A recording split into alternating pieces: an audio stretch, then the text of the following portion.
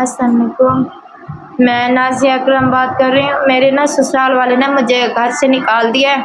2 महीने हो गए मैं अम्मी वाले को घर में बैठी हूँ, तो मियाँ को ना उन्होंने पिंडी निकाल दिया, भगा दिया उन्होंने। मुझे कोई ना मेरे साथ ना कोई राब्ता है उनका, ना वो मुझे कोई ख़र्चा दे रहे हैं। सास और नंद मुझे घर में नहीं रहने देती, उन्होंने मुझे भगा दिया। और क्या नाम है, मुझे मेरे 4 बच्चे हैं, अब मैं अम्मी वालों के घर हूँ, मुझे घर अपने नहीं जाने देते ना वो मुझे। तो मियाँ ने दूसरी शादी भी की हुई है, वो पिंडी में रह रहे हैं, ना मुझे खर्चा देती है, ना मेरे साथ उनका कोई राब्ता है। तो क्या नाम है, मुझे ना मेरा घर चाहिए, मुझे मेरे बच्चे और मेरा घर मुझे। मियाँ का नाम क्या है? मेरे मियाँ का नाम अमजद हुसैन है। क्या करते हैं वो टीचर हैं, प्राइवेट स्कूल पढ़ाते हैं। आपके मियाँ ने की और आपकी शादी कितना अर्सा पहले? मियाँ ने 2 साल बाद, मेरी शादी के बाद साल। आपकी शादी उनसे कब हुई? 11 साल हो गए। हाँ, कितने बच्चे हैं आपके? 4 बच्चे हैं। अच्छा, 4 बच्चे हैं। पहले वो खर्चा देते थे आपको?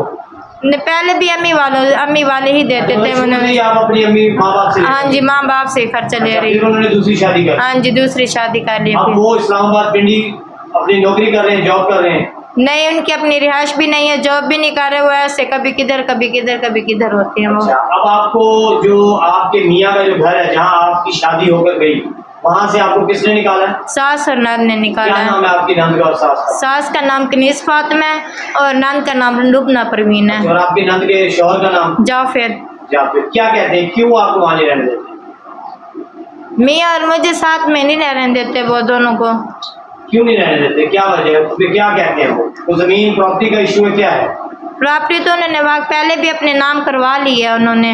अच्छा, जो आपके शौहर के नाम पर? हाँ जी, अपने नाम करवा लिया, आपको हिस्सा न देना, ताकि मुझे हिस्सा न देना पड़े। ठीक है। अच्छा, आपको मतलब कि उन्होंने घर से जब निकाला तो फिर आप कहाँ गई? मैं अम्मी के घर गई थी वहाँ पे। घर के बाद उसके बाद फिर आपको बुलाया? नहीं, शौहर ने भी नहीं बुलाया, कोई कांटेक्ट भी नहीं किया उन्होंने, कोई राब्ता वगैरह कुछ भी नहीं है। के पीछे गई? मैं इस्लामाबाद भी गई थी उनके पास, लेकिन उनकी रिहाइश नहीं थी अपनी। कभी मुझे उन्होंने कहाँ रखा है, कभी उन्होंने कहाँ मुझे धक्के दिए हैं, तो उनके पास कुछ भी नहीं था। वह मैं फिर वहाँ से अपनी अम्मी वालों के घर आ गई थी। 1.5 महीना उन्होंने मुझे लंगर खिलाया, उन्होंने मुझे कभी कहाँ कभी दरबार का। हाँ जी, उन्होंने दरबार का मुझे लंगर खिलाया। सास और नंद कहते कि नहीं, ये घर हमारा है, आप तुम जाओ यहाँ से, तुम्हारी ज़रूरत नहीं है, वो मुझे घर में अब नहीं रहने देते। आपका क्या मुतालबा है? मेरा मुतालबा ये है कि मुझे घर दें और मुझे मेरा खर्चा चाहिए।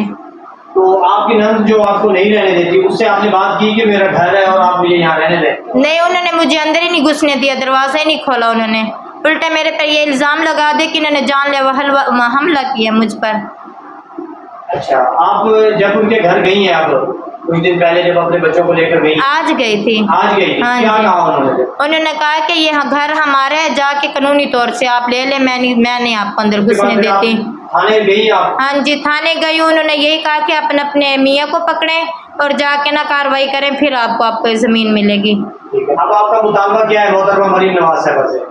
मरीम नवाज ख़वातीन के लिए बहुत अच्छा काम कर रही हैं कि मेरी भी इल्तिजा है मरीम नवाज से कि मुझे मेरी सास नंद और मियाँ मुझे पीटते हैं, मारते हैं, मुझे घर नहीं रहने देते, मुझ पे जुल्म सितम करते हैं, ना खर्चा देती हैं मुझे, ना मुझे अपने घर रहने देती हैं। मुझे मरीम नवाज की तरफ से तहफ़्फ़ुज़ चाहिए।